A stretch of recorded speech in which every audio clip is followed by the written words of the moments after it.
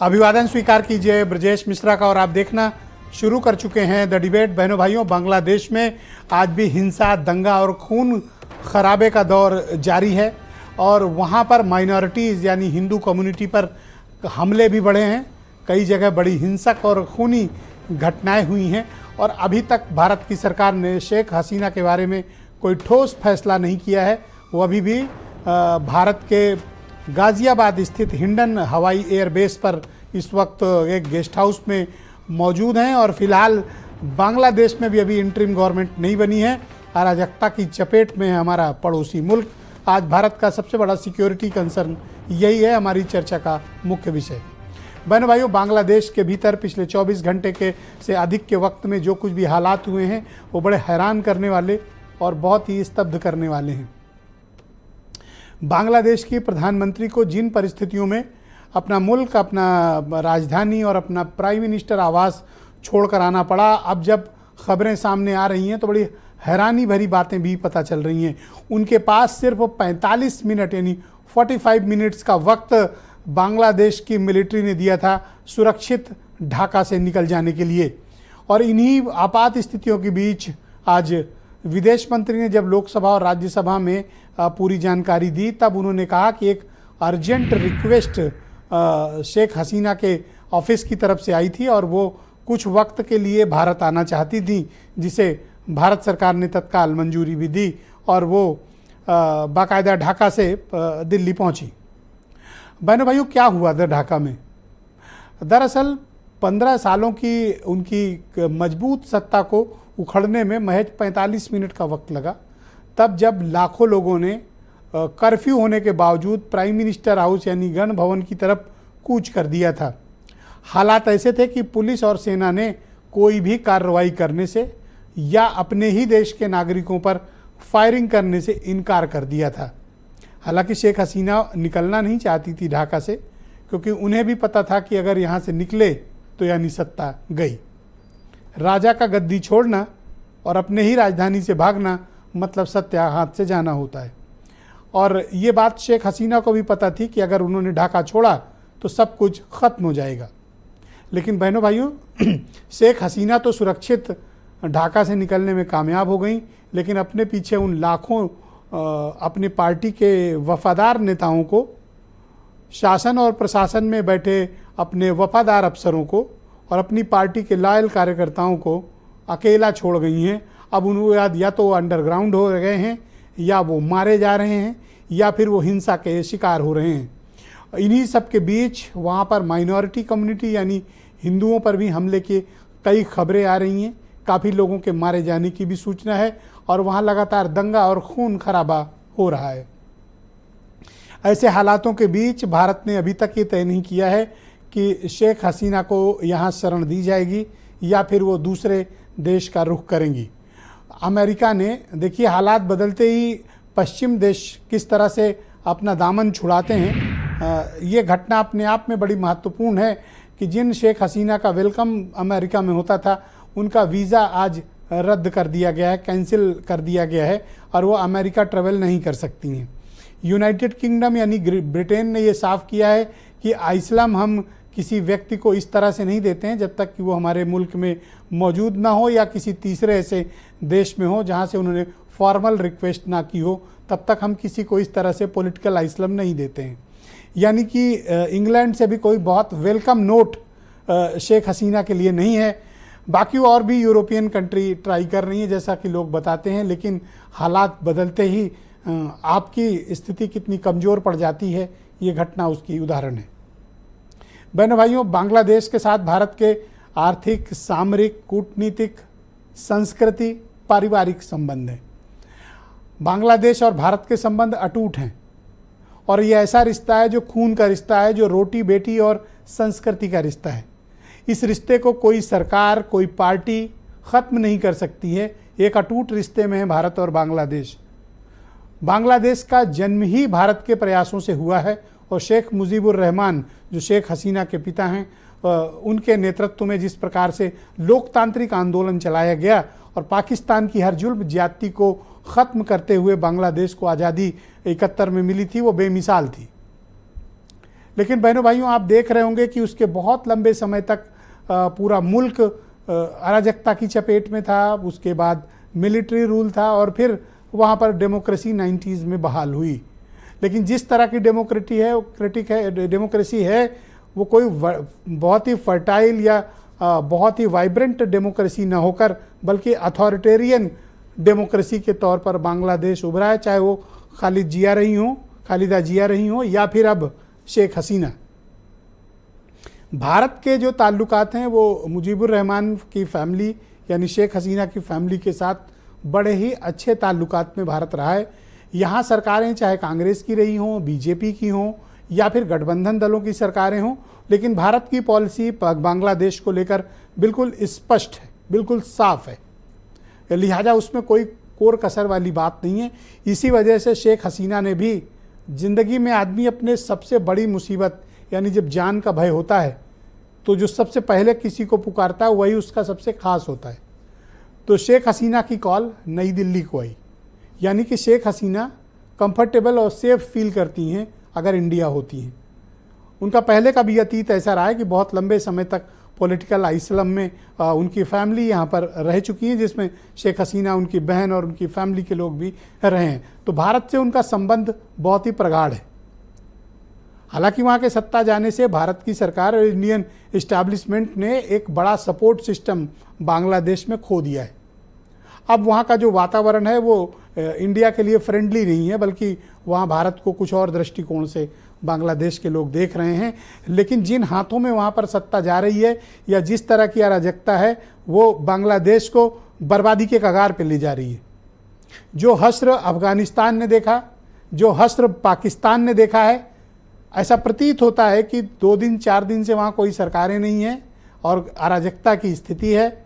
लोगों के भारी भरकम इन्वेस्टमेंट ज़ीरो हो रहे हैं, आग लगाई जा रही है, लूटपाट हो रही है, हत्याएं हो रही हैं। 27 से ज़्यादा शहरों में इस वक्त दंगे हो रहे हैं और सैकड़ों लोग मारे जा चुके हैं और गवर्नमेंट ऑफ द डे कुछ है ही नहीं वहाँ पे। अराजकता है, चरम अराजकता है।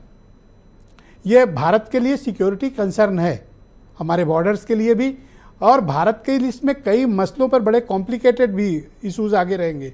कूटनीतिक संबंध, अब ढाका और नई दिल्ली के रिश्ते कैसे रहेंगे। दूसरा महत्वपूर्ण विषय है कि राजनीतिक संबंध। तीसरा सबसे बड़ा विषय है इंडियन इन्वेस्टमेंट।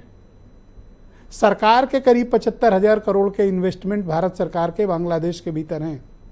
भारतीय कारपोरेट जगत के बहुत बड़े बड़े प्लेयर्स के वहाँ पर बहुत पैसे लगे हुए हैं बांग्लादेश के आर्थिक विकास के और तमाम प्रोजेक्ट्स में। उनका क्या होगा। और सबसे बड़ी बात यह है कि अब जिस तरह का रिजीम आते दिख रहा है वो इंडियन फ्रेंडली रिजीम नहीं है। भारत को क्या करना चाहिए, शेख हसीना को ओपनली शेल्टर देना चाहिए, पॉलिटिकल आइसलम देना चाहिए, या फिर ये बांग्लादेश के विवाद से खुद को दूर रखना चाहिए। मेरा मत ये है कि जब पड़ोस में आग लगी हो तो आप घर पे शांत नहीं बैठ सकते हैं, आपको अपना बचाव भी करना पड़ेगा और अपनी सुरक्षा और अपने राष्ट्रीय हितों का भी ध्यान रखना पड़ेगा, अपने देश के नागरिकों का भी ध्यान रखना पड़ेगा। बांग्लादेश हमारे लिए कोई तीसरा मुल्क नहीं है, हमारा अपना ही मुल्क है और हमें उसके बारे में विचार करना चाहिए। वो हमारा अपना हिस्सा रहा है, लिहाजा हम उससे दूरी भी नहीं बरत सकते हैं। जिस तरह का कोल्ड रिस्पॉन्स यूके और यूनाइटेड स्टेट ऑफ अमेरिका और यूरोप के बाकी देश दे रहे हैं, वो भी बाकी मुल्कों के लिए सबक है कि जब मुसीबत आती है तो किस तरह से लोग हाथ छुड़ाकर भागते हैं। अब शेख हसीना के राजनीतिक करियर का अंत हो गया है और बांग्लादेश में नई सरकार जन्म लेने वाली है। आप सुने कि आज भारत की संसद में, लोकसभा और राज्यसभा में भारत के विदेश मंत्री सुब्रमण्यम जयशंकर ने क्या कहा है इस पूरे प्रकरण पर, भारत की क्या प्रतिक्रिया है, आप वो सुने, फिर आज की परिचर्चा को हम आगे बढ़ाएंगे। Concern about recent violence and instability there. At very short notice, she requested approval to come for the moment to India. We are also monitoring the situation with regard to the status of minorities. Our border guarding forces have also been instructed to be exceptionally alert in view of this complex situation.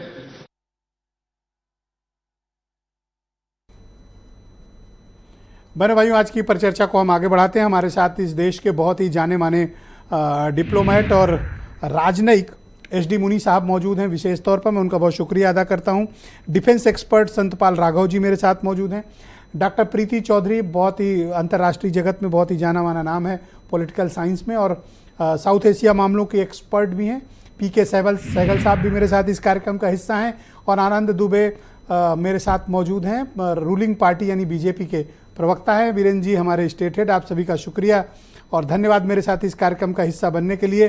PK Sehgal साहब, कार्यक्रम की शुरुआत मैं आपसे करता हूं, और मेरा पहला प्रश्न है आपसे कि रिसेंट जो सिचुएशन है, और आज भारत की संसद में मैंने एक्सटर्नल अफेयर मिनिस्टर का स्टेटमेंट सुना है, अभी तक ये स्थिति स्पष्ट नहीं है कि शेख हसीना को लेकर भारत का रुख क्या है। आप कुछ इसको समझ पाए सर? देखो, हिंदुस्तान के लिए काफ़ी से ज़्यादा चिंता की और मुसीबत की घड़ी है। हिंदुस्तान ने टेम्प्रेरी असाइलम उनको दिया है, लेकिन हिंदुस्तान साफ तौर पे नहीं चाहता कि शेख हसीना जो है यहाँ परमानेंट असाइलम सीख करे, क्योंकि परमानेंट असाइलम अगर हिंदुस्तान उनको देता है तो 100% वहाँ की जो सरकार है और वहाँ का जो अवाम है वो हिंदुस्तान के खिलाफ इल्ज़ाम लगाएगा कि हिंदुस्तान जो है उसके माध्यम से बहुत बड़ा दखल अंदाजी करने की कोशिश कर रहा है, जो हिंदुस्तान के हित में नहीं होगा। एंड मेरे को पक्का यकीन है कि अजीत डोवाल के साथ में 2 बारी मीटिंग हुई है, जयशंकर जी के साथ भी मीटिंग होगी, और हिंदुस्तान के जो NSA हैं और हमारे एक्सटर्नल अफेयर मिनिस्टर, उन्होंने साफ तौर पे उनको कह दिया होगा कि हम आपको सुरक्षित रख सकते हैं फॉर टाइम बिंग। लेकिन क्या UK उनको असाइलम देता है, और देता है तो किस समय देता है, कितने देर के बाद देता है, ये चिंता का विषय है। पर UK अमेरिका ने तो तो बड़ा कोल्ड रहा है सर, वीजा तो भी रद्द कर दिया है। मुझे उम्मीद लगती नहीं कि UK से कोई बहुत वेलकम रिस्पॉन्स आया है उनको, और जैसे हालात बांग्लादेश में हो रहे हैं वो बहुत ही चिंता का विषय है। वहाँ पर माइनॉरिटीज़ पर अटैक, उनके मर्डर्स, उनकी इन्वेस्टमेंट की लूटपाट, और बांग्लादेश में मुझे कंप्लीट इस वक्त अराजकता की स्थिति दिख रही है।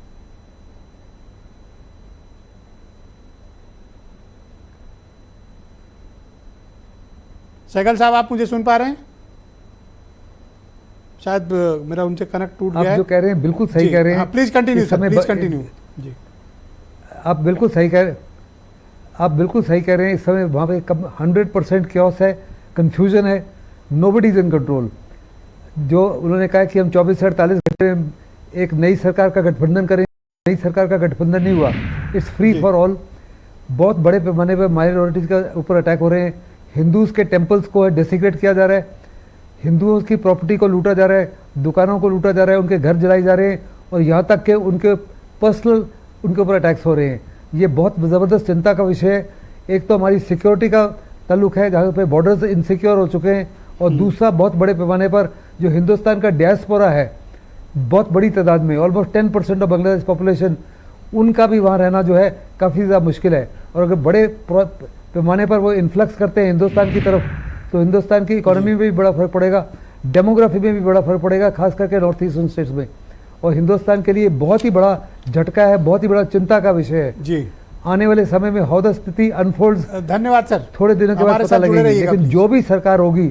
जी बहुत शुक्रिया सर। मैं डॉक्टर प्रीति चौधरी जी को आमंत्रित करता हूँ।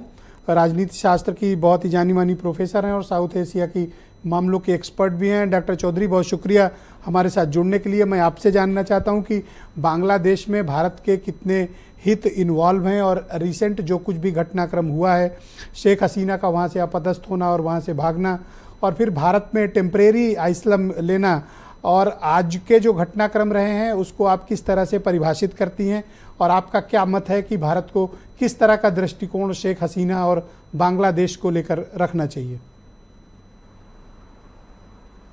देखिए, जिस तरीके से भारत ने शेख हसीना की जो मौजूदा ज़रूरत थी एक तुरंत शरण देने वाली, उसको तो किया है मानवीय आधारों पे, लेकिन एक लॉन्ग टर्म में भारत अपनी विदेश नीति को अपने राष्ट्रीय हित के मद्देनज़र ही देखेगा।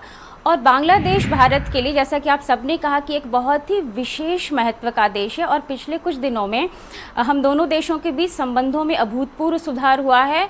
और शेख हसीना को भारत ने तुरंत मदद इसलिए भी दी कि बहुत सारे जो पेंडिंग इश्यूज थे वो शेख हसीना के कार्यकाल में भारत ने रिजॉल्व किए। जब वो पहली बार 1996 में सत्ता में आई तो जल नदी का जो बंटवारे का मसला था वो सॉल्व हुआ था, और बाद में जब वो सत्ता में आई और लगातार रही तो हमने जो एनक्लेव्स थे, जो एक दूसरे के नागरिक रह रहे थे, वो मुद्दा रिजॉल्व किया। और साउथ एशिया के परिप्रेक्ष्य में बांग्लादेश भारत का एक बहुत ही अच्छा सहयोगी बन के उभर रहा था। और देखिए, जब हम लोग विदेश नीति में लीडरशिप पढ़ते हैं, पर्सनालिटी फैक्टर पढ़ते हैं, तो शेख हसीना एक ऐसी केस स्टडी थी कि जिनके जो बनने की व्यक्तित्व की प्रक्रिया थी वो भारत में लंबे समय तक रही, और रहने के कारण भारत के साथ उनका भावनात्मक लगाव था। बांग्लादेश के निर्माण में भारत की जो भूमिका थी, तो उनका एक झुकाव स्वाभाविक रूप से भारत के प्रति था। इसलिए जब आप विश्लेषण करें कि जब भी शेख हसीना की आवामी लीग सत्ता में आती थी तो भारत और बांग्लादेश के संबंध बेहतर लगते थे, लेकिन जब खालिदा जिया की बांग्लादेश नेशनलिस्ट पार्टी आती थी तो बहुत सारे मुद्दों पे हमें कड़वाहट या एक रिजिड एटीट्यूड दिखता था। अभी भारत के लिए जो सबसे बड़ी चिंता की बात वो है कि जो कोलिशन गवर्नमेंट का प्रस्ताव आर्मी चीफ ने दिया है, जिसमें कि अवामी लीग के शामिल होने का तो सवाल ही नहीं है, जमायत इस्लामी है, बांग्लादेश नेशनलिस्ट पार्टी है, तो उनका रुख भारत के लिए कैसा होगा, जिन अग्रीमेंट्स पे हमने साइन किए हैं उनका क्या होगा। तो भारत ने एक बहुत ही परिपक्व मुझे लग रहा है कि वो कदम उठाएगा, और संसद में भी आज इस तरीके की बात हुई। आपको क्या तो लगता भारत है कि निश्चित रूप ढाका से में हमने चाहेगा कि अपना वो सपोर्ट शेख हसीना सिस्टम को डिप्लोमेटिकली खो दिया है? अब हमारे पास वहाँ शेख हसीना जैसा कोई सपोर्ट अपोजिशन या कोलिशन गवर्नमेंट में नहीं है, और ये भारत की जो विदेश नीति है उसके लिए ये जो कुछ भी घटनाक्रम है या इंडिया के जो इंटरेस्ट हैं वो बहुत हद तक प्रभावित हो गए हैं बांग्लादेश में। हाँ, ये भारत के लिए तुरंत अभी निराशा की स्थिति है, लेकिन उम्मीद है कि भारत इस संकट का सामना सूझबूझ से करेगा। जो भी वहाँ सरकार होगी उससे संवाद स्थापित करने की कोशिश करेगा, क्योंकि देखिए जो हमारे राष्ट्रीय हित हैं वो यथार्थवादी हैं। बांग्लादेश से संबंध सामान्य बनाए रखने की कोशिश भारत करेगा, क्योंकि यदि भारत सामान्य नहीं बनाता है तो आप जानते हैं कि जो दूसरी शक्तियां हैं, जैसे चीन है, उसका दक्षिण एशिया में कितना ज़्यादा रुचि है, जिस तरीके से पाकिस्तान को प्रभावित करता है, नेपाल में उसने कितनी अहम भूमिका अपने लिए ढूंढ ली है। तो अगर भारत हटता है तो उसमें चीन के लिए बहुत ज़्यादा जगह तैयार हो जाएगी। यही वजह है कि जो शेख हसीना के चुनावी गड़बड़ियों के आरोप लगे थे और अमेरिका खासतौर से बहुत नाराज था, भारत ने एक तरीके से अनऑफिशियली मध्यस्थ की भूमिका भी निभाई थी, क्योंकि लगातार यदि किसी दल पे ये आरोप लगे कि ये सत्ता में बने रहने के लिए कुछ भी कर सकती हैं, तो जाहिर एक लोकतांत्रिक भावना के खिलाफ है, विश्वसनीयता पे प्रश्न चिन्ह है। और यही वजह है कि आज करिए कि शेख हसीना को राजनीतिक तौर पर शरण देना या उन्हें टेम्परेरली अपने कंट्री में रखना, क्या कैश 2020 कोई कहे, ये कोई अपने आप में बड़ा असमंजस की स्थिति है भारत की सरकार के लिए कि अगर वो शेख हसीना को यहाँ राजनीतिक शरण देते हैं तो जो आने वाली सरकार है या कोलिशन गवर्नमेंट होगी, भारत के रिश्ते ख़राब होंगे। तो शेख हसीना को हमें शरण देनी चाहिए, क्योंकि वो बहुत ग्रेट फ्रेंड रही हैं वो, और उनकी पार्टी की सरकार जब भी रही है। तो क्या हमें रिश्ते निभाने में जाना चाहिए या फिर उनसे दामन छुड़ा लेना चाहिए? देखिए, तुरंत भारत को तो शरण बिल्कुल देनी चाहिए, क्योंकि आखिर आप देश के रूप में आपकी एक छवि है, और जो एक सरकार आप अपने देश के लिए वो जैसी रही है, जैसे कई बार कुछ मसलों पे हम डोमेस्टिक पॉलिसी और फॉरेन पॉलिसी में अंतर करते हैं, तो अपने देश की जनता में वो बहुत लोकप्रिय नहीं थी। लेकिन अगर भारत को निर्णय लेना है विदेश नीति के मुद्दों पे, तो भारत के पक्ष में थी। तो भारत ने यदि उनको तुरंत जो शरण दी है वो एक उचित कदम है, क्योंकि कई बार जो आपके साथ दिया है जिस सरकार ने, और बहुत सारे मसले हमेशा के लिए सॉल्व हुए हैं, अगर आप तब भी साथ नहीं देते तो भविष्य में ये भी संदेश जाता कि आप भरोसेमंद नहीं है। लेकिन साथ ही साथ भारत हमेशा ये चाहेगा कि शेख हसीना भी सुरक्षित रहें, और साथ ही भारत की जो आबादी है, जिस तरीके की हमारी जनसंख्या का कॉम्पोजिशन है, जिस तरीके की बांग्लादेश की जनसंख्या, वहाँ भी जो अल्पसंख्यक हैं, सबकी सुरक्षा के मद्देनजर मुझे नहीं लगता कि भारत को उनको लॉन्ग टर्म या स्थायी असाइलम भारत देगा। आप ऐसा मानती हैं कि जो कुछ भी आंदोलन शेख हसीना के खिलाफ चल रहे थे, उनकी सरकार के खिलाफ चल रहे थे, भारत उसमें एक पक्ष बन गया जो शेख हसीना के साथ मजबूती से ओपनली खड़ा रहा, हमारी फॉरेन पॉलिसी ऐसी रही है। क्या अब उसकी वजह से नुकसान हुआ है, या हमें न्यूट्रल रोल प्ले करना चाहिए था और हम वहाँ खुद पार्टी बन गए? देखिए, मैं ये तो नहीं कहूंगी कि पार्टी बन गई, क्योंकि देखिए विदेश नीति हमारी बड़ी परिपक्व है और सूझबूझ का परिचय देती है। अगर आप उनके ज्वाइंट स्टेटमेंट या कोई बयान देखें तो जिस तरीके के शब्दों का वो चयन करते हैं, ऐसा नहीं है कि कभी भी उन्होंने ये कहा हो कि वो बांग्लादेश में लोकतंत्र नहीं चाहते हैं या बांग्लादेश में निष्पक्ष चुनाव नहीं होने चाहिए। बट जैसा कि मैंने कहा कि कई बार कूटनीति में जो एक रणनीतिक सहयोग है, यदि वो शेख हसीना दे रही थी तो भारत निश्चित रूप से उनके साथ खड़ा था। लेकिन हाँ, ये जरूर है कि बांग्लादेश के अंदर भारत की छवि खराब हो रही थी। एक आम भावना थी कि भारत तो अवामी लीग के साथ है। ये इसके अलावा सिर्फ राजनीतिक मसला नहीं था, उनको लग रहा था कि जो व्यापारिक संबंध है उसमें भारत ज्यादा फायदे की स्थिति में है, या उनको ये भी लग रहा था कि शेख हसीना तो बिल्कुल पिछलग्गू है, जो कई बार उनको अपने स्वाभिमान के विपरीत भी लगता था। देखिए, त्रासदी ये है ना कि बांग्लादेश भारत के लिए कई मायनों में महत्वपूर्ण है। पहला तो ये कि जो द्विराष्ट्र सिद्धांत के तहत बांग्लादेश बना ही वो भारत के बहुत पक्ष में था, क्योंकि पाकिस्तान द्विराष्ट्र टू नेशन थ्योरी पे बना, बांग्लादेश जब अलग हो गया तो टू नेशन थ्योरी फेल हो गई। और ये भारत के हित में था कि भाई धर्म के आधार पे देश बनना उचित नहीं है, और भारत उस समय जो बात कह रहा था सही था कि हमारे यहाँ तो सभी धर्मों और जातियों और भाषाओं के लोग रहते हैं, तो भाषा के आधार पे बांग्लादेश अलग हुआ। तो वो जो मुक्ति वाहिनी को भारत ने समर्थन दिया, इतनी शरणार्थियों की समस्या हो गई, तो आज भी भारत के सामने वो संकट हो गया है कि जिस तरीके से वहां सड़कों पे अवामी लीग के जो कार्यकर्ता थे या जो हमदर्द थे उन पे हमला हुआ है, एक आशंका ये जताई जा रही है कि कल को भारत में शरणार्थियों की समस्या, बहुत बड़ी बड़ी घटनाएं हो रही है वहाँ पे, और स्पेशली मैंने देखा कि माइनॉरिटीज यानी हिंदू टारगेट है वहाँ पे। हाँ, वो तो कई बार जब एक भीड़ वाली भावना आ जाती है तो माइनॉरिटीज को टारगेट किया जाता है। ये बहुत ही ज्यादा एक क्षोभ और दुख की बात है। लेकिन देखिए, भारत के संदर्भ में हम देखें तो इंटरनेशनल रिलेशंस में एक थ्योरी है कि किसी भी सशक्त देश के लिए ज़रूरी है कि उसके आसपास के जो पड़ोसी देश हैं वहाँ भी स्थिरता हो। एक अस्थिर पड़ोसी आपके हित के लिए, आपके राष्ट्रीय हित के प्रतिकूल जाता है। तो भारत का तो पहला मकसद यही होगा कि वो डिप्लोमेटिक राजनयिक संवाद के माध्यम से जो भी उसकी भूमिका है, जो भी वो कोशिश कर सकता है, वो बांग्लादेश में एक स्थिरता आए, तब वो भारत अपने थैंक यू प्रीति जी, हमारे साथ बनी रहिएगा। डिबेट के दूसरे चरण में मैं आपके बाकी विचारों को सम्मिलित करूंगा और भारत के पड़ोसी मुल्क में किस तरह से अस्थिरता का एक नया दौर शुरू हुआ है उसके बारे में भी आपके विचार हम लेंगे। आनंद दुबे मेरे साथ मौजूद हैं, रूलिंग पार्टी यानी बीजेपी के प्रवक्ता हैं। बहुत शुक्रिया दुबे जी हमारे साथ जुड़ने के लिए। रिसेंटली जो हालात हैं बांग्लादेश में, आपकी पार्टी क्या ओपिनियन रखती है, आप क्या धारणा रखते हैं? हम लोग ये एक्सपेक्ट कर रहे थे कि आज Indian government officially political asylum Sheikh Hasina को देगी, लेकिन अभी तक असमंजस की स्थिति है। इस मामले पे आप लोग क्या ओपिनियन रखते हैं? देखिए ब्रिजेश जी, जो भारत के सरकार की ओपिनियन है वही भारतीय जनता पार्टी की ओपिनियन है, और मुझे लगता है देश की जो पॉलिटिकल पार्टीज हैं उन्होंने भी सर्वदलीय बैठक में और अलग अलग कई जगह से बयान जारी करके भी कहा है कि इस पूरे मुद्दे पर वो भारत की सरकार के साथ हैं। भारत का विदेश मंत्रालय, भारत की सरकार जो है जो फैसला लेगी उसके साथ सभी पार्टियां खड़ी हैं जी। इसको लेकर विदेश मंत्री जयशंकर जी ने सर्वदलीय बैठक में भी सभी दलों को स्पष्ट किया है, और इसके अलावा संसद में एक बयान दिया है। जहां तक बात रही पॉलिटिकल अजाइलम की, तो निश्चित रूप से उन्होंने स्पष्ट किया कि बहुत कम समय के अंदर उन्होंने मांगा और सारे क्लियरेंसेस के बाद उनको यहाँ पे रहने को दिया गया है, और ये आगे क्या होगा कैसे नहीं होगा ये हमारे देश की सरकार जो है वो तय करेगी। लेकिन एक चीज बहुत स्पष्ट है कि भारत कोई भी फैसला लेता है तो वो अपने हितों को ध्यान में रखते हुए लेता है।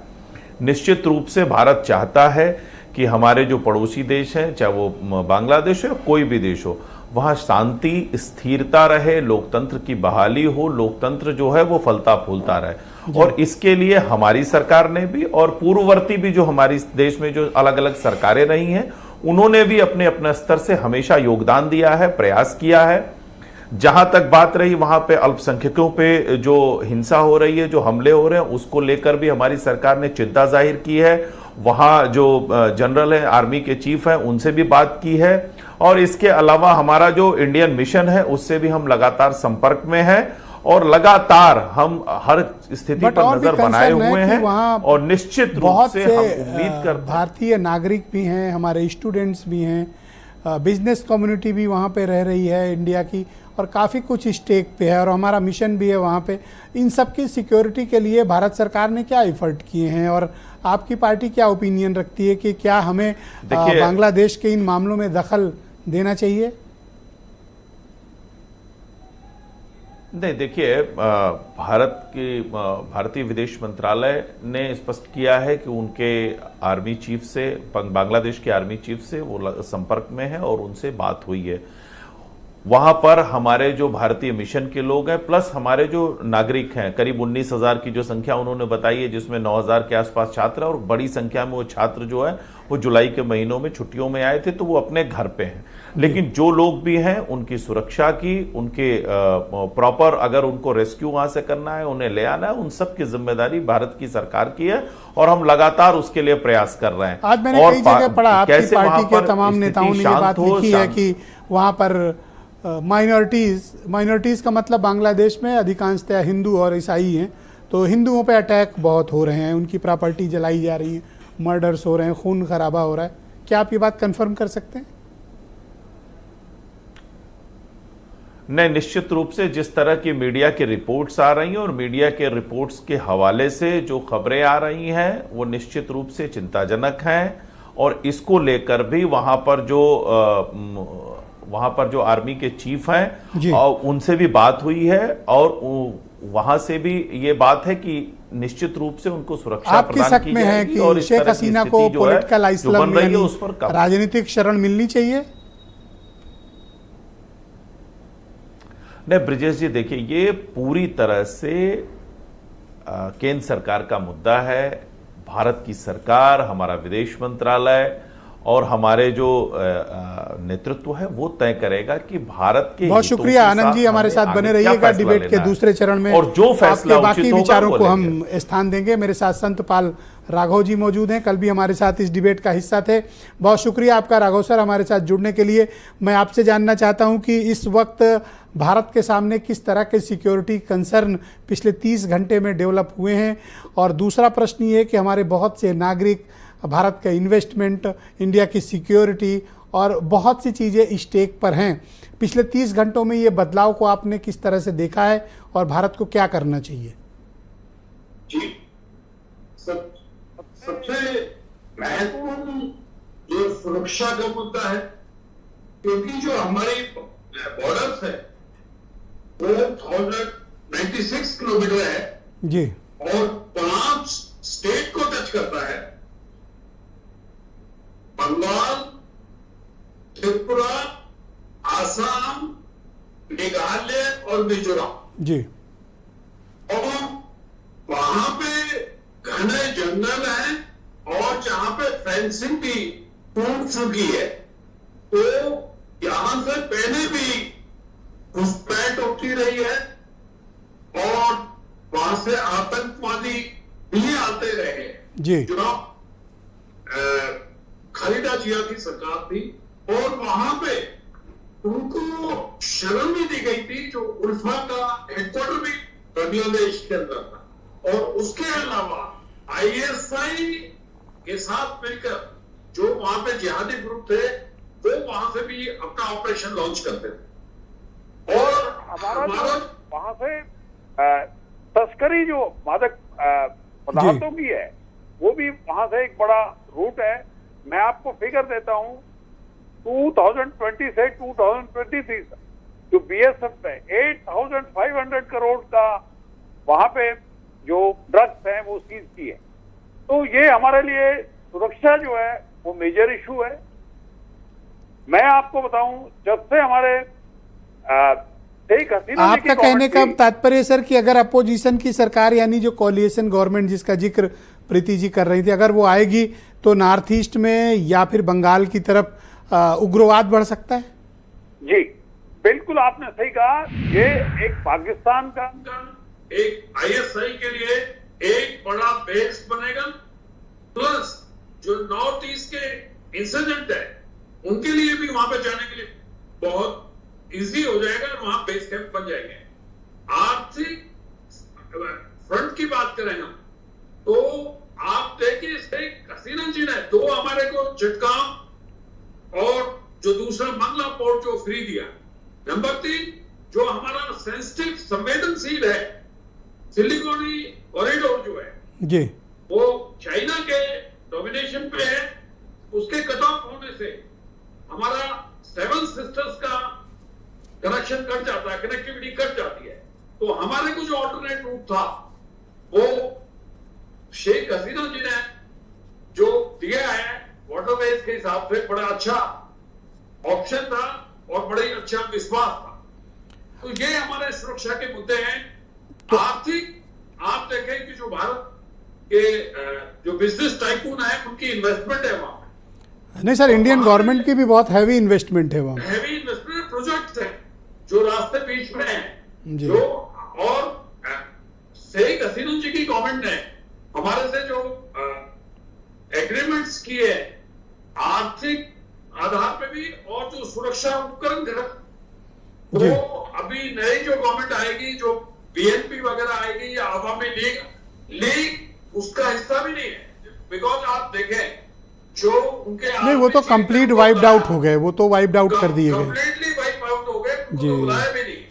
तो ये सब बहुत ही चैलेंजिंग चुनौतीपूर्ण माहौल है और ये चुनौती है। और जो हमारे लोग हैं वहां पे माइनॉरिटी के अंदर लोग हैं, जो सांस्कृतिक के जो इंदिरा गांधी जी के नाम पे उसको तोड़ा गया है, 4 मंदिरों को तोड़ा गया है और माहौल वहां पे सुरक्षा का जो माइनॉरिटीज के लिए बहुत खराब है। नहीं, मैंने तो देखा वहाँ तो अभी कोई सरकार ही नहीं है, अभी तो नई सरकार का गठन ही नहीं हुआ।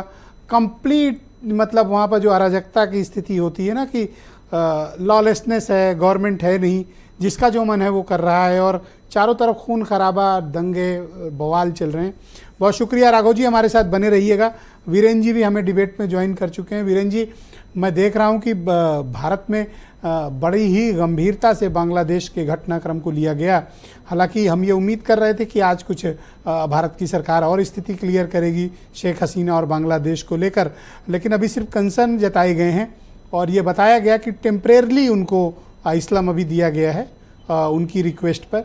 अभी अंतिम निर्णय इस पर नहीं हुआ है। वीरेंद्र जी देखिए, भारत ने आज जो बयान दिया और जो कदम उठाया है ये एक तरह से बेहद भारत के लिए उपयोगी कदम है और भारत की साख के अनुरूप है। तो ये शेख हसीना से दोस्ती अपनी जगह है, लेकिन जब अंतर्राष्ट्रीय स्तर पर संबंधों की बात आती है तो स्वाभाविक है कि भारत ने उदारता के साथ अंतर्राष्ट्रीय नियमों का पालन करने में रुचि दिखाई है और वो अपने पड़ोसी मुल्क के साथ किसी भी तरह के ऐसे किसी मैसेज का आदान प्रदान नहीं करना चाहता जिसमें विरोधाभास उत्पन्न हो। ब्रजेश जी, शुरुआत इस बात से भी की जा सकती है कि बेकल उत्साही हैं। उन्होंने लिखा था कि ये दबदबा, ये हुकूमत, ये नशाए दौलत, ये सब किराएदार हैं, घर बदलते रहते हैं। आज ये सब अपनी आंखों से पूरा हिंदुस्तान और पूरी दुनिया देख रही है। ये लाइनें बड़ी चरितार्थ हो रही हैं। शेख हसीना पिछले 2 दिनों से उत्तर प्रदेश में है, शरणार्थी के तौर पर हैं।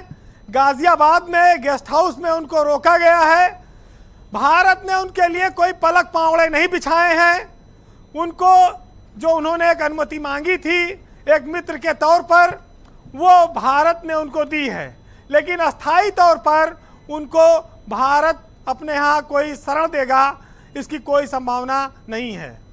ये जरूर है कि वो यूरोप में जाएं, इंग्लैंड जाएं, अमेरिका जाएं, कहीं और जाएं, वो जा सकती है, इसके लिए स्वतंत्र है और उसके लिए 2, 4, 5 दिन, 10 दिन जी देखिए, क्योंकि अभी बांग्लादेश में कोई सरकार नहीं है।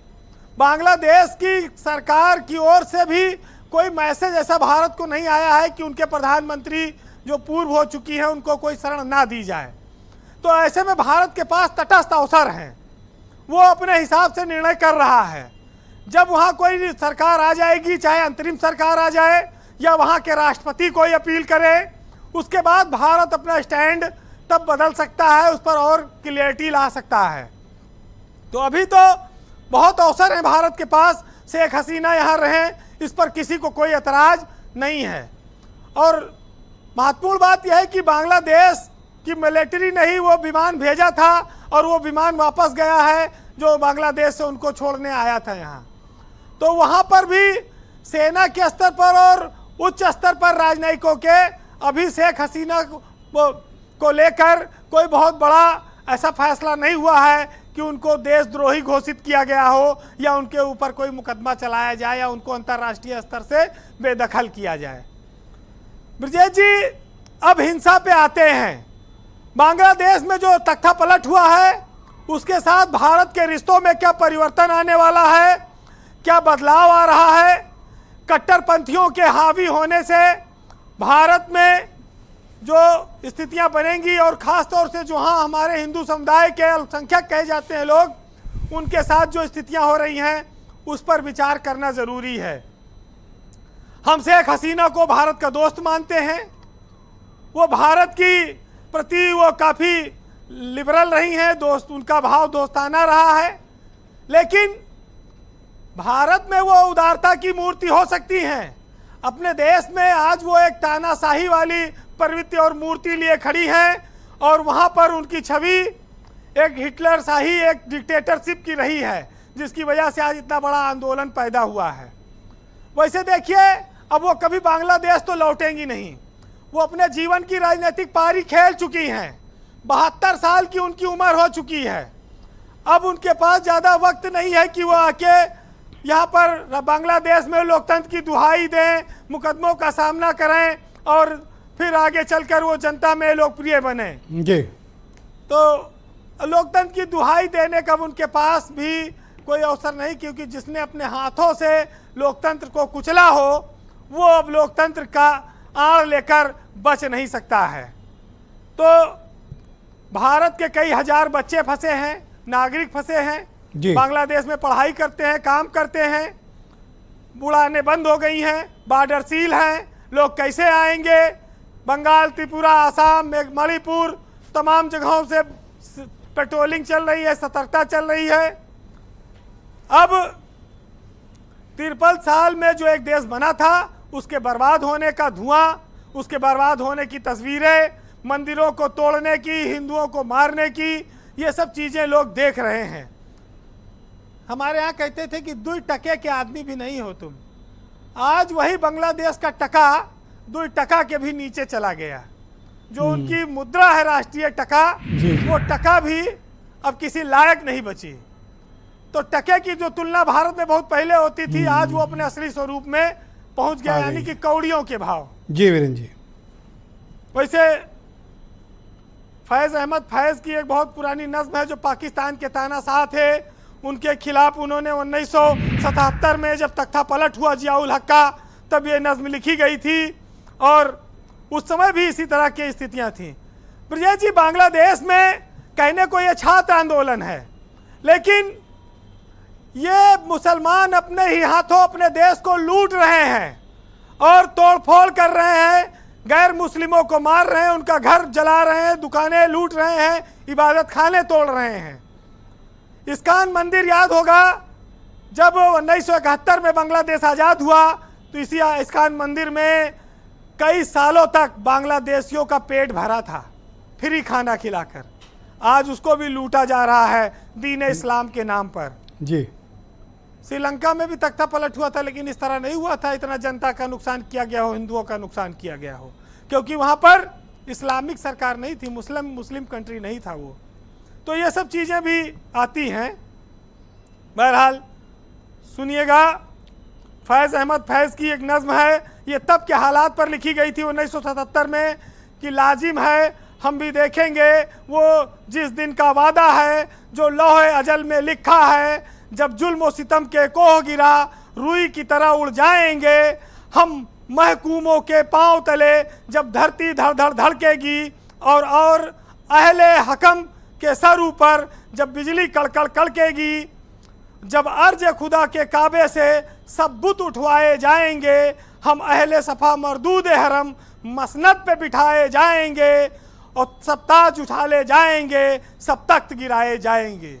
हाँ, बड़ी मशहूर नज़्म है। बहुत शुक्रिया वीरेंद्र जी हमारे साथ जुड़ने के लिए और ग्राउंड जीरो से डायरेक्ट ओपन फीडबैक हम तक पहुंचाने के लिए बहुत शुक्रिया। बहनों भाइयों, डिबेट के दूसरा चरण प्रारंभ करते हैं। पीके सहगल साहब मेरे साथ इस वक्त मौजूद हैं। सहगल साहब, जो एक थ्योरी निकल कर सामने आ रही है कि शेख हसीना को अपदस्थ करने और उनकी सरकार को गिराने और बांग्लादेश में अस्थिरता के लिए विदेशी साजिशें हुई हैं और विदेशी ताकतें भी सम्मिलित हैं, आपने भी ये पढ़ा होगा, एक थ्योरी ये लगातार चल रही है। मैं इस पर भी चाहूँगा कि आपकी प्रतिक्रिया मिले कि क्या विदेशी ताकतें, वेस्टर्न फोर्सेस का कोई इस्तेमाल हुआ है, आईएसआई का कोई इस्तेमाल है, सीआईए वगैरह भी इसमें कोई इन्वॉल्व थी, ऐसा आपको प्रतीत होता है? देखो, इसमें किसी प्रकार का कोई शक नहीं कि जहाँ तक विदेशी ताकतें बहुत बड़े पैमाने पर उन्होंने रोल प्ले किया है। पाकिस्तान का आईएसआई जो है 1971 से ही उसकी ज़बरदस्त कोशिश रही है कि वहाँ पे एक ऐसी सरकार बनाई जाए जो एंटी इंडियन हो। वो चाहते हैं कि पाकिस्तान, बांग्लादेश को एक इस्लामिक स्टेट में कन्वर्ट किया जाए। टिल 1988 और 1998 तक वो सेकुलर स्टेट था, उसके बाद बांग्लादेश को एक इस्लामिक स्टेट में कन्वर्ट कर दिया गया। अभी वो चाहते हैं कि वहाँ पे उसी माफी के हालात हों जैसे पाकिस्तान में या अफगानिस्तान में है, और वहाँ पे जितने भी माइनॉरिटीज़ हैं उनके खिलाफ उसी माफी की कार्रवाई होनी शुरू हो गई है जो पाकिस्तान में हो रही है और अफगानिस्तान में हो रही है। दूसरा, बहुत बड़े पैमाने पर इसमें चाइना भी इन्वॉल्व है। अगर आप देखो, रिसेंट जो शेख हसीना जो है पिछले 15 दिन में 2 बार हिंदुस्तान को विजिट किया। एक बार हमारी शपथ के लिए जब प्राइम मिनिस्टर थे और दूसरा 2 डे स्टेट विजिट। इससे चाइना जो है काफी चिंतित था। उन्होंने साफ तौर पर उनको इन्वाइट किया कि उन्होंने कहा कि आप हमारे यहाँ आइए, हम आपको $5 बिलियन देंगे। जब वहाँ गए तो $100 मिलियन दिया। उनके साथ जो सलूक किया वो सलूक साफ तौर पर दर्शाता था कि सही सलूक नहीं है जी। तो उन्होंने सर, इंडियन मीडिया में एक बहुत जबरदस्त चल रहा है और सोशल मीडिया में भी भारत में चल रहा है कि अमेरिका का डायरेक्ट इनडायरेक्ट इन्वॉल्वमेंट इस पूरी कॉन्स्पिरेसी थ्योरी के भीतर है, और उसमें भी वो सेंट मार्टिन आइलैंड जिसको अमेरिका लेना चाहता था, जिसके बारे में शेख हसीना ने कहा कि गोरी चमड़ी वाले हवाई पट्टी चाहते हैं, मिलिट्री बेस बनाना चाहते हैं, मैंने मना कर दिया है, इसलिए मेरी सरकार खतरे में है। देखो, अमेरिका का तो बहुत बड़ा रोल है। अमेरिका ने साफ तौर पे युवकों को सपोर्ट किया। वहाँ के आर्मी के जो वेटरन्स हैं, जो रिटायर्ड ऑफिसर्स थे, रिटायर्ड जवान थे, उनको भी प्रोत्साहित किया कि बांग्लादेश में स्टूडेंट्स के साथ मिल जाओ और वहाँ पे एक नई सरकार का गठन किया जाए जो डेमोक्रेटिक सरकार हो। यानी दूसरे लफ्ज़ों में, और CIA का भी बहुत बड़ा रोल है। अभी देखो, जो यूनुस मुख्य एडवाइज़र बनने जा रहे हैं, उनको भी अमेरिका ने बड़े सोच समझ के नोबेल प्राइज़ दिया था, और वो केवल और केवल अभी अमेरिका के रुख को ही आगे बढ़ाने की कोशिश करेंगे। वो तो परमानेंट पेरिस में रहते हैं सर। कोशिश थी कि वहाँ पे कुछ जाहिर सी बात है कि वेस्टर्न फोर्सेस का या वेस्टर्न कंट्रीज का इन्फ्लुएंस उनकी पॉलिसीज में निश्चित होगा, मैं ऐसा मानता हूँ। इस कार्यक्रम को सर आगे बढ़ाएंगे। डॉक्टर प्रीति चौधरी मेरे साथ मौजूद हैं। प्रीति जी, दूसरे राउंड में हम इस विषय पर चर्चा कर रहे हैं। मेरे 2 प्रश्न हैं आपसे। भारत के जो भी पड़ोसी मुल्क हैं, आप श्रीलंका देख लें, बांग्लादेश रिसेंट एग्जाम्पल है, अभी पिछले हफ्ते मैंने देखा नेपाल में जिस तरह से राजनीतिक अस्थिरता रही, वहाँ पर सरकार गिरी और नई गवर्नमेंट वहाँ पर बनी। पाकिस्तान के हालात भी सबको पता है, अफगानिस्तान की स्थिति सबको पता है, और चाइना से हमारे ताल्लुकात जैसे हैं वो तो हैं ही। मालदीव से भी रिलेशनशिप बड़ी कोल्ड है भारत की। तो क्या हम एक अस्थिर पड़ोसियों से घिर गए हैं और हमारे लिए ये एक बड़ा कठिन वक्त है भारत के लिए? देखिए, अस्थिर पड़ोसियों से तो हम निश्चित रूप से घिर गए हैं, लेकिन ऐसा ये पहली बार नहीं हुआ है। और भारत ने तो लगभग इसकी आदत डाल ली। अगर आप पिछले दिनों एस जयशंकर का आप कहीं इंटरव्यू सुने, कई प्लेटफॉर्म्स पे आता रहता है, तो उन्होंने कहा कि भाई हम इसी के बीच अपना रास्ता निकालते हैं और अंतर्राष्ट्रीय पटल पे हमारे कई दूसरे बहुत भरोसेमंद दोस्त हैं। लेकिन दक्षिण एशिया की ये त्रासदी रही है कि 1947 के बाद बहुत सारे देश एक साथ आज़ाद हुए, और आप ये देखें कि लोकतंत्र कहीं जड़ें नहीं पकड़ पाया भारत के अलावा। तो भारत में बहुत सारी समस्याएं हैं, लेकिन जिस तरीके से हम 2 साल छोड़ दें तो लोकतांत्रिक परंपरा हमारे यहाँ कायम रही है, हमारे लिए गर्व और संतोष की बात है। वरना आप पाकिस्तान के आर्मी रूल को देखें, वहाँ पे आर्मी कितनी बड़ी भूमिका अदा करती है। नेपाल में सरकारों के आने जाने का दौर चलता रहता है। पाकिस्तान की दुर्दशा के पीछे तो वहाँ की आर्मी ही जिम्मेदार है। लोग वहाँ बेवजह पॉलिटिकल सिस्टम को दोष देते हैं, और आर्मी रिस्पॉन्सिबल है वहाँ। बिल्कुल, आर्मी ने कभी भी वहाँ लोकतंत्र को जड़ जमाने ही नहीं दिया। वहाँ वही सत्ता में रहा जिसको आर्मी का समर्थन रहा, और वहाँ जो भी सत्ता में आया जिसने भारत के प्रति थोड़ा सा झुकाव हुआ उसका तख्ता पलट हो गया। बांग्लादेश के साथ भारत का थोड़ा अच्छा संबंध इसलिए भी हुआ कि जो शेख हसीना की पार्टी का जो आउटलुक था वो एक लिबरल उदारवादी सोच की थी, और बांग्लादेश नेशनलिस्ट पार्टी तो फिर भी ठीक है। यदि जमायते इस्लामी कोलिशन सरकार यदि बनती है, उसमें बहुत बड़ी भूमिका निभाती है, तो भारत के लिए एक असहज स्थिति होगी, क्योंकि आप जानते हैं कि वो कट्टरवादी पार्टी है, कट्टरवाद को बढ़ावा देती है और भारत विरोधी तत्वों को संरक्षण देती है, और उसका पाकिस्तान से सीधा संबंध है। तो भारत को बहुत ही सोच समझ के या आने वाले दिनों में, लेकिन ये भी नहीं तय है कि कोलिशन सरकार बनेगी। अच्छा, ये जो कॉन्स्पिरेसी थ्योरी चल रही है प्रीति जी, लोग कह रहे हैं और मीडिया में भी आपने भी पढ़ा होगा कि मीडिया के एक सेक्शन में कॉन्स्पिरेसी थ्योरी को काफ़ी तेज़ी से चलाया जा रहा है। कॉन्स्पिरेसी बाय एक्सटर्नल फोर्सेज या दूसरे मुल्कों की साजिश, विशेष तौर पर सेंट मार्टिन आइलैंड का मुद्दा बड़ी ज़ोर शोर से उठ रहा है, जिसका जिक्र शेख हसीना ने भी एक स्टेटमेंट में किया था। क्या किसी कॉन्स्पिरेसी थ्योरी को का प्रमाण मिल रहे हैं? देखिए, कभी भी जब इस तरीके की किसी देश में घटना होती है तो ढेर सारी कॉन्स्पिरेसी थ्योरी आ जाती हैं, लेकिन एक फॉरेन पॉलिसी की अध्येता होने के नाते मैं तुरंत कोई टिप्पणी ना करके, पहले जब तक मैं अच्छी तरह इस पर समझ ना लूँ, पढ़ ना लूँ, नहीं बोलूँगी। देखिए, शेख हसीना के बयान को यदि आप आधार बनाएं तो जिस भी राजनेता का आधार थोड़ा हिलता है, अपने देश में लोकप्रिय होना शुरू होता है, तो वो निश्चित रूप से इस तरीके की बातें करना उसके लिए बड़ा आम बात है कि बाहरी लोग चाहते हैं कि मैं हट जाऊं, हमारे देश का रिसोर्स लेना चाहते हैं। मैंने आपसे इसलिए ये बात कही क्योंकि कॉन्स्पिरेसी शब्द जो है वो राजनीतिकों को बड़ा पसंद आता है जी। और देखिए, बात मज़ेदार बात या त्रासदी वाली बात यह है, मज़ेदार तो नहीं है, कि शेख हसीना स्थिति उनके हाथ से बाहर कैसे चली गई जब उन्होंने ये रजाकार शब्द इस्तेमाल किया, जो कि ये गाली थी बांग्लादेश के बनने के समय में। और एक स्टेप आगे गई थी, उन्होंने स्टूडेंट्स को टेररिस्ट कह दिया था, वो भी हम लोगों ने सुना था। जी, तो ये तो हाँ, वही तो ये बिल्कुल एक समझ में नहीं आता है कि क्या उनका सत्ता से लगाव इतना ज़्यादा हो गया था कि वो बिल्कुल देश की नब्ज समझने को, पकड़ने को तैयार नहीं थी। देखिए, इसमें तो कोई दो राय नहीं है कि पश्चिमी देश बहुत ज़्यादा उनसे नाखुश थे, खासतौर से जिस तरीके की चुनाव की रिपोर्ट्स हुई थी। देखिए, सोशल मीडिया का युग है, सूचनाओं को बहुत आप दबा के नहीं रख सकते हैं, और बांग्लादेश तो एक लोकतंत्र था ही। अच्छा, एक विषय और है जो मैं जानना चाहता हूँ आपकी त्वरित टिप्पणी, कि 24 घंटे भी नहीं बीते कि अमेरिका ने वीज़ा रद्द कर दिया, यूनाइटेड किंगडम यानी इंग्लैंड ने बड़ा कोल्ड रिस्पांस दिया, यूरोप जो लोकतंत्र का अपने आप को बहुत बड़ा फाइटर और चैंपियन कहता है, एक आवाज़ नहीं आई, किसी ने नहीं कहा कि बांग्लादेश में गलत हो रहा है। ये तो इनका दोमुहापन है ना, ये तो डुअल स्टैंडर्ड है डेमोक्रेसी के नाम पर ये वेस्टर्न कंट्रीज़ का। देखिए, अब इस तरीके से तो मैं रिमार्क नहीं बोलूँगी कि उनका दोमुहापन है। देखिए, अंतर्राष्ट्रीय राजनीति में जो स्टेट अपना व्यवहार करते हैं वो बहुत सारी चीज़ों को सोच समझ के करते हैं, कॉस्ट बेनिफिट एनालिसिस करके करते हैं। उन सारे देशों को ये पता था कि शेख हसीना अपना एक लीगल बहुमत है वो खो चुकी हैं, और इस पे एक लगभग ये हर जगह शक शुबहा था कि उन्होंने चुनाव ढंग से नहीं कराए, और किसी भी लोकतंत्र में लगातार 3 बार सत्ता में रहना, और ऐसा नहीं था कि असंतोष की आवाज़ नहीं थी। तो एक स्वाभाविक सी बात है। शुक्रिया प्रीति जी, हमारे साथ बनी रहिएगा। मैं इस कार्यक्रम को आगे बढ़ाऊंगा। रूलिंग पार्टी बीजेपी के प्रवक्ता आनंद दुबे मौजूद हैं मेरे साथ। आनंद जी, आप मुझे बताइए कि भारतीयों की रक्षा, सुरक्षा, उनकी संपत्ति, उनके जानमाल की सुरक्षा के लिए आपके पार्टी की हुकूमत ने किस तरह की गारंटी दी है, और आप क्या एफर्ट कर रहे हैं उसके लिए?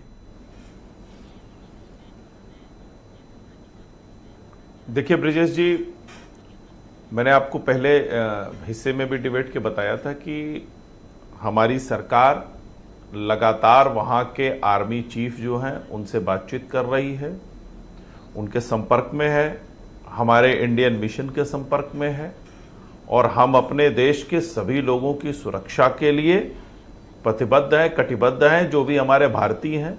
और ये पहली बार नहीं है, आप देखिए कभी भी किसी भी देश में, चाहे वो रूस यूक्रेन का युद्ध हुआ हो, चाहे आप मिडिल ईस्ट में देख लीजिए, जिस भी देश में अगर कहीं कोई तनाव हुआ है, कोई गृह युद्ध की स्थिति बनी है, तो भारत की सरकार ने वहां से अपने नागरिकों को सुरक्षित बाहर निकाला है।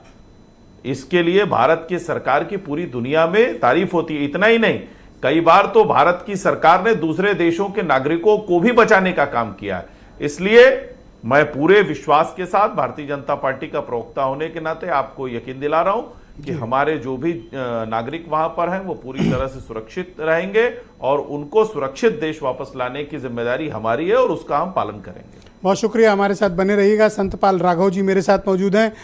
राघव सर, मैं आपसे जानना चाहता हूं कि अब अगले 24 घंटे और 48 घंटे जैसा कहा जा रहा है, और दूसरा एक पक्ष है कि शेख हसीना को हमने टेम्परेरली पॉलिटिकल आइसलम दिया हुआ, टेम्परेरी वर्ड का इस्तेमाल किया गया। क्या आपको लगता है कि शेख हसीना मामले में भारत को कुछ बोल्ड डिसीजन लेने की ज़रूरत है, या फिर आप भी मानते हैं कि उनसे दूरी बना लेनी चाहिए जैसा अमेरिका ने किया या यूनाइटेड किंगडम या यूरोप वाले कर रहे हैं? जी देखिए, हमारी जो फॉरेन पॉलिसी है उसके दायरे में ही हमारी गवर्नमेंट डिसीजन लेगी, और भारत बहुत संवेदनशील है। भारत की सरकार मानव अधिकारों का पालन करती है।